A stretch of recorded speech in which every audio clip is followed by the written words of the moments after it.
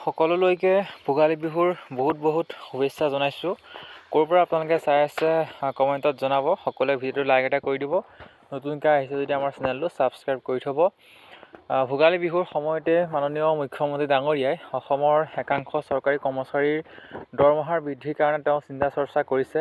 একাংশ কৰ্মচাৰীৰ দৰমহাৰ বৃদ্ধিক লৈ যি অফিচিয়েল নটিচ প্ৰকাশ পাইছে, সেই অফিচিয়েল নটিচত কি লেখা আছে সেয়া আমি ডিছকাছ কৰিম। লগতে ভেঞ্চাৰ স্কুলৰ যিসকল শিক্ষকৰ হয়তো পাদাশীকৰণ হ'বলৈ গৈ আছে 2025 চনত, তাৰ সৈতে ৰিলেটেড এটা আমি ইনফৰ্মেশ্যন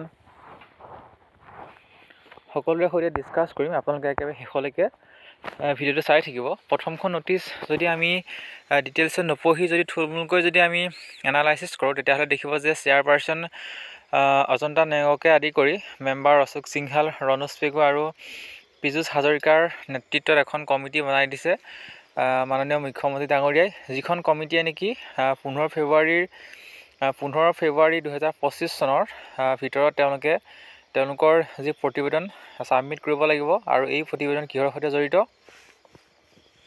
যে যিসকল স্বাস্থ্যকৰ্মী, আশাকৰ্মী আৰু যিসকল নেকি মধ্যাহ্ন ভোজনৰ সৈতে জড়িত, LP পৰা ধৰি হাইস্কুললৈকে যিসকল কৰ্মী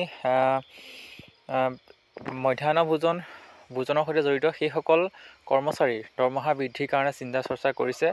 আৰু সেইটো প্ৰায় কনফাৰ্ম বুলিয়ে ক'ব পাৰি, কাৰণ 2025 চনৰ যি বাজেট হ'বলৈ গৈ আছে, ফেব্ৰুৱাৰী মাৰ্চত যি বাজেট হ'বলৈ গৈ আছে, সেই বাজেটতেই সকলো কৰ্মচাৰীৰ কাৰণে, যিসকল নেকি মিড ডে মিল আৰু আশা কৰ্মী, তেওঁলোকৰ দৰমহা বৃদ্ধিৰ কাৰণে চৰকাৰে ইতিমধ্যে চিন্তা চৰ্চা কৰিছে আৰু এখন অফিচিয়েল কমিটি বনাই দিছে। আৰু সেই কমিটিয়ে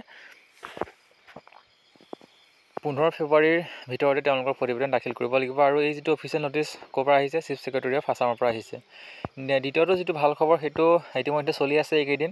সকলোৱে হয়তো গম পায় যে 2025 চনৰ ভিতৰতেই যিসকল নেকি ভেঞ্চাৰ স্কুলৰ শিক্ষক, সেই শিক্ষকসকলৰ 2006 চনৰ যি আগতে এষ্টাব্লিছ কৰা সেইসকল কৰ্মচাৰী কিন্তু চাকৰি আচলতে নিয়মীয়াকৰণ হ'বলৈ গৈ আছে। এই যিটো নেক্সট যিটো অফিচিয়েল নটিচ, সেই অফিচিয়েল নটিচটো চিফ ছেক্ৰেটেৰীৰ ফালৰ পৰা আহিছে, অসম চৰকাৰৰ ফালৰ পৰা আহিছে। ইয়াত এডুকেশ্যন মিনিষ্টাৰ ৰণোজ পেগুক চেয়াৰপাৰ্চন হিচাপে কেশৱ মহন্ত আৰু জয়ন্ত মল্ল বৰুৱাৰ নেতৃত্বত এখন 3জনীয়া কমিটি গঠন কৰি দিছে। আৰু এই 3জনীয়া কমিটিয়ে গোটেই যি টাৰ্মছ অফ ৰেফাৰেঞ্চৰ সৈতে জড়িত যিখিনি ইনফৰ্মেশ্যন, যিখিনি নটিচ দিয়া আছে, এই গোটেই নটিচখিনি তেওঁলোকে চালি জাৰি চাব। আৰু চালি জাৰি চাই 15 ফেব্ৰুৱাৰীৰ ভিতৰতেই তেওঁলোকে প্ৰতিবেদন দাখিল কৰিব লাগিব। নিশ্চয় আশাকৰ্মী, মিড ডে মিল কৰ্মচাৰী আৰু যিসকল ভেঞ্চাৰ স্কুলৰ শিক্ষক, সেইসকলৰ কাৰণে বিহুৰ সময়তেই মাননীয় মুখ্যমন্ত্ৰী ডাঙৰীয়াই এটা বহুত বেছি ভাল খবৰ দিছে সকলোৰে কাৰণে। যিটো অফিচিয়েল ইনফৰ্মেশ্যন আপোনালোকৰ সৈতে ডিছকাছ কৰিলোঁ, আশা কৰিছোঁ আপোনালোকে ভিডিঅ'টো চাই ভাল পাইছে। একাংশই যিসকলে নেকি এই যিটো আচলতে ইয়াৰ সৈতে জড়িত, সকলোৱে ভিডিঅ'টো লাইক এটা কৰিব। পৰৱৰ্তী সময়ত পুনৰ লগ পাম। ধন্যবাদ।